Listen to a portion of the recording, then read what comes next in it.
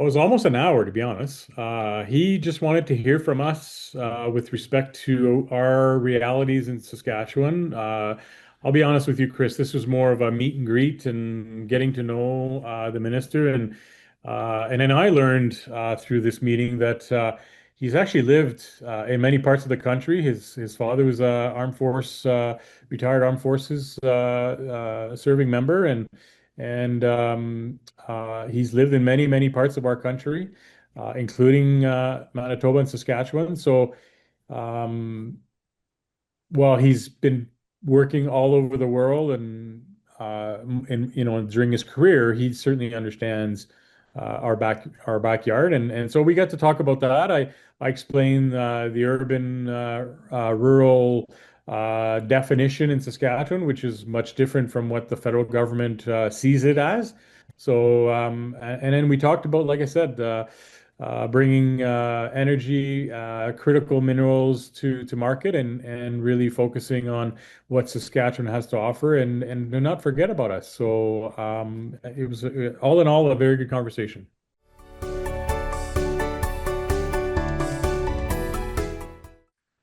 Welcome to Municipal Affairs. In Regina, federal eyes turned westward as the newly appointed Minister of Energy and Natural Resources, Tim Hodgson, made his first official stop in Saskatchewan. With a fresh mandate under Prime Minister Mark Carney's new government, Hodgson wasted no time getting into the thick of Prairie priorities, meeting face-to-face with Deputy Premier Jim Reiter to address a growing sense of economic urgency in the province. Now, at the heart of the conversation, a shared belief, echoed by both the federal and provincial voices, that Canada must retool its economy in the face of global headwinds, from mounting trade tensions with the United States and China to a shifting energy realities at home. But Hodgson's visit wasn't limited to the legislature. During his time in the province, he also had time to speak and meet with municipal leaders, including SUMA delegates and Lloydminster Mayor Gerald Aalbers. We caught up with SUMA CEO John Mark Nadeau shortly after the meeting to get his read on the minister's tone, the substance of the conversation, and what municipalities are expecting as the Carney era begins. What does this new federal direction mean for Saskatchewan cities and towns, and will local concerns be heard in Ottawa's corridors of power? Across Canada, our cities, towns, villages, and rural communities are alive with stories waiting to be told. Stories of innovation and economic development, resilience in the face of the housing challenges, and the financial hurdles municipalities overcome every day. At the Cross Border Network, we bring these stories to life. From coast to coast to coast, we're connecting Canadians to the issues shaping our communities and showcasing the people working tirelessly to make them thrive. With your support, we can expand our reach, amplify more voices, and shine a light on the challenges and triumphs of municipal life. For as little as $3.99 a month, you can help us grow and continue sharing the stories that matter most. Join us today and be part of this important mission. Together, we can tell more stories, build stronger communities, and make a real difference. Support the Cross Border Network now. Visit www.crossborderinterviews.ca today. Jean-Marc, thank you so much for sitting down with me and talking about your most recent meeting slash photo with the new Minister of Energy and Natural Resources, Tim Hodgson. How did this come about? Because there was a post on social media from SUMA saying that you guys had met. How did that all transpire? Honestly, we have a great relationship with the federal government, and I honestly just happened to be having breakfast with one of my colleagues, and who we've done work in the past, and I said we were about to send letters of congratulation to all the new ministers, and sort of highlighting the perspective and the opportunities for SUMA, and he says, "Well, how about the Minister of Energy?" And I said, "Absolutely, we need to talk about pipelines and expanding market opportunities for some of our products. So absolutely, we'd love to meet him." And then there we go. Tuesday morning, or what was it? Thursday morning. Here we are. So So, what was the discussion that you had? Well, yourself and I should say, Lloydminster Mayor Gerald Aalbers was also there. What was the discussion that you had with the minister, whether it be quick or long? Well, it was almost an hour, to be honest.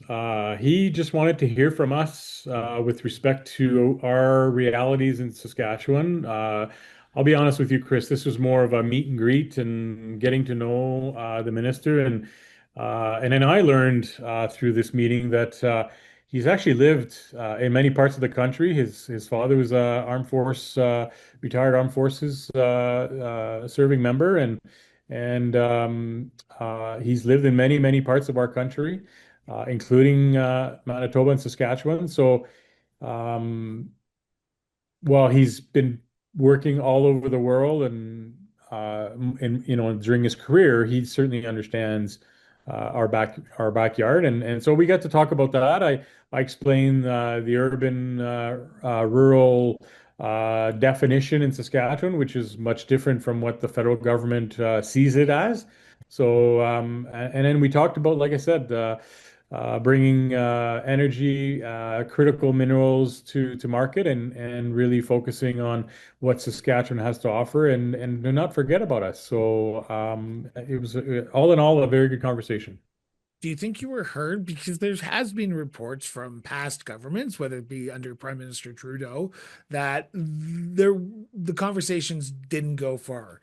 They were sort of superficial at the end of the day. I know this was more of a high level first introduction meeting, as you just said, but do you feel like you were being heard by this new minister? Because we're now, as of this recording, a few days away from the opening of Parliament when the Carney era of Canada officially kicks off. Do you feel like you were heard? I think we were heard. I mean, time will tell. Obviously, they're a month into their term. As you said, throne speech on Tuesday. Um, the mandate letter went out yesterday with the seven priorities that the government have placed on those ministries. I mean, time will tell. I mean, but the fact that he made a point of stopping in Saskatchewan, his ultimate goal was meetings in Calgary.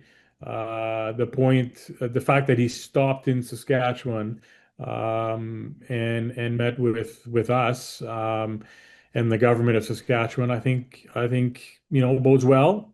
Obviously, time will tell how that all shakes out in the long run. You talk about the energy portfolio and getting pipelines to market. You talk about how you did bring it up. Why is it important for Saskatchewan municipalities to advocate for the energy industry in this uncertain global economy that we currently find ourselves in? Two things I think from my perspective. One, the narrative has to flip. Do we have a problem with climate change and environmental issues? Absolutely. Uh, do we need to somehow decarbonize our economy? Absolutely. But it can't be an or proposition. It has to be an and proposition. We're going to need oil and gas and critical minerals for the foreseeable future. And so it's a narrative that has to flip its on its head. And why is it important to municipalities in Saskatchewan? A lot of our municipalities are tied to oil and gas, and their survival depends on that. And so we need to support them. And so it's an economic development for us. Part of our mandate is to advocate for those municipalities that have those types of economies or those types of industries operating within their municipality boundaries, and we're going to help them during that time. Did you get a sense from Minister Hodgson's that he and this government under Mark Carney is a little bit more proactive on trying to get those markets open to other other countries rather than the United States? Because it seems to be the dog that is barking right now, and that is oil going down to the United States, canola going to China. Saskatchewan is sort of stuck between a rock and a hard place. Are you optimistic, or did you get any sense that he is on the task of trying to fix this for Saskatchewan? Again, I think it's too early to tell, Chris. I think, But you must have gotten uh, a sense. You must have but gotten I, but, some the, but because I you was, have met. I was I going to say that. apologize. I'm just gonna because you have probably Yeah. met with more ministers in your role as CEO of SUMA from the prime from the Trudeau government and probably even the Harper government. This is a new era. Is this different from the Trudeau government, or is this the same old that some people may think it might be? So I was going to say that it's too early to tell. That said, I did get a sense that there's an interest in from this government or from this minister anyway, from the hour that we were in the room with him, that there is an interest in expanding our markets. I'll leave it at there. What does that look like? The throne speech will be another indication. The seven priorities from the mandate letter, some of them speak to unity, some of them speak to expanding our economies. So again, the proof will be in the pudding in the future, but right now, I'm looking forward to seeing where it goes. We are on the cusp of the opening of Parliament. We were also on the cusp of a major municipal event in downtown Ottawa, and that is the gathering of the Federation of Canadian Municipalities, which I know you will be at. From the program I have seen, it sounds like there will be some ministers, there will be some politicians there from the federal government. From SUMA's perspective, I'm assuming you want to meet with more than just Minister Hodgson's in your time in the first few days. What are you hoping to get from FCM when you're there to speak with other federal leaders, or are you hopeful that they'll come to Saskatchewan and you'll meet them on your home turf? I think the answer is both. Listen, we're going to Ottawa next week, as you mentioned. The King will be in town. The throne speech on Tuesday. We are working with with our own Saskatchewan-based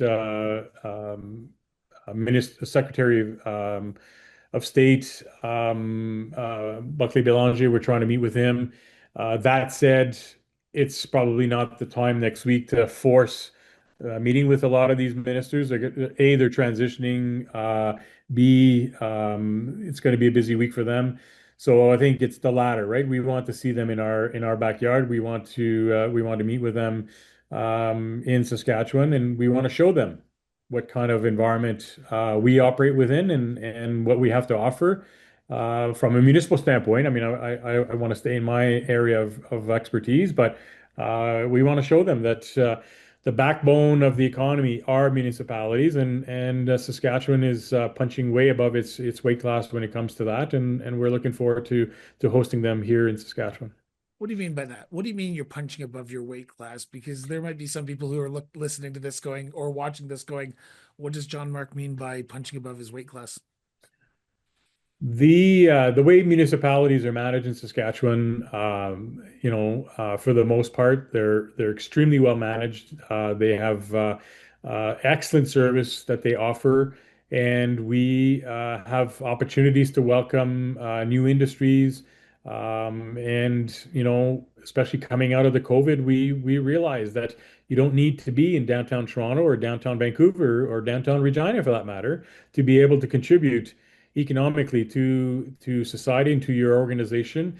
I mean, at SUMA, I have a couple, actually three individuals that work for SUMA that are not in Regina, which has been unheard of in the past. So to be able to live in the village of Torquay, which I visited last week during my regional tour, I'd love to do that. I'd love to be able to live in other parts of the province, and that's available to the industry, to others that maybe are looking for a great lifestyle, and Saskatchewan has all that to offer. So that's what I mean by we're punching above our weight class, and we are welcoming anybody to come and spend some time here in the province.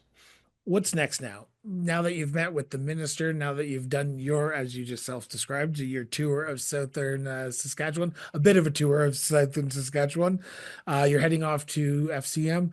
What does SUMA now do to ensure that the conversation that you had with Minister Hodgson isn't a one-time deal, that you get a second, you get a third, so that way that good introductional conversation becomes a substantial conversation in the future? Yeah, oh, that's a good question. I mean, first of all, first and foremost, our congratulatory letters are going out with individual topics relating to their specific ministry that we want to talk to them about, whether it's public safety with the RCMP, with public safety in general, with bail reforms, with all kinds of specific issues for those different ministries. And then again, using our network that we've established, Sean McKenzie and I, to develop open doors, I mean, to meet with those ministers and speak about our issues specific to Saskatchewan, specific to the urban municipalities in Saskatchewan, and to work with FCM because they are the voice at the national level, and we support them. So it's sort of a collaboration between what we do for our own because we have specific needs and what we do to help FCM with the national perspective. And then continue to sort of beat the drum, if I can use that expression, with those offices and those issues. We'll likely organize a trip with Randy and I and others perhaps. So that hasn't been finalized yet, but to Ottawa to meet with those ministers directly into their backyards and invite them to come and spend some time in Saskatchewan. So we're going to continue down that path.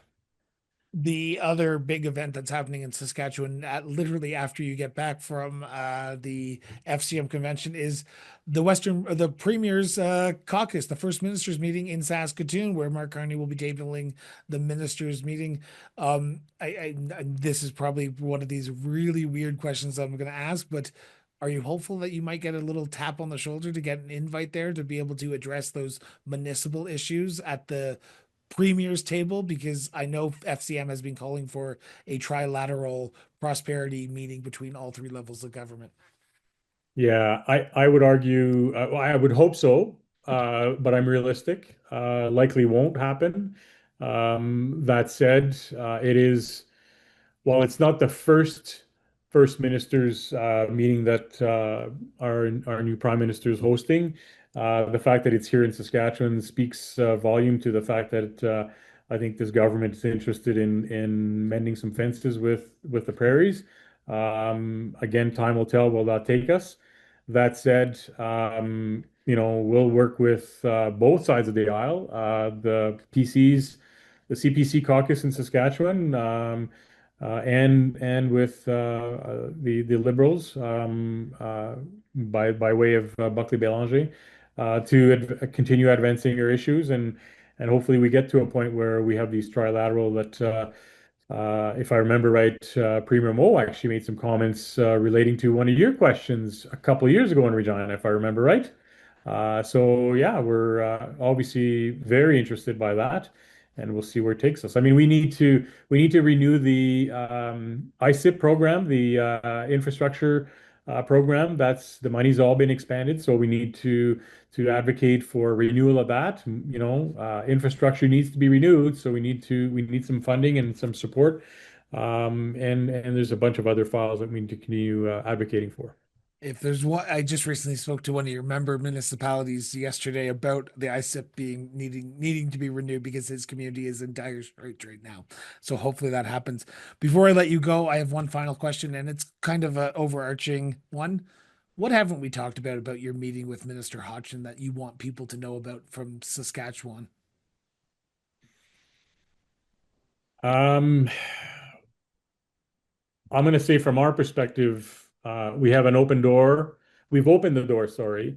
And from SUMA's perspective, we're going to continue plowing forward on um, expanding our reach into the federal government. And I think our members recognize that, but it's always good to remind everybody that that's what we're here for, and that's our mandate, and we're going to continue working down that path.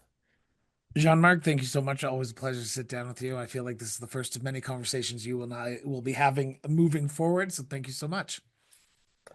Thanks, Chris, and I want to again thank you for all the work you do for us because you allow the municipal sector to have a voice, you know, and you amplify that voice. So thank you for all the work that you do. So thank you.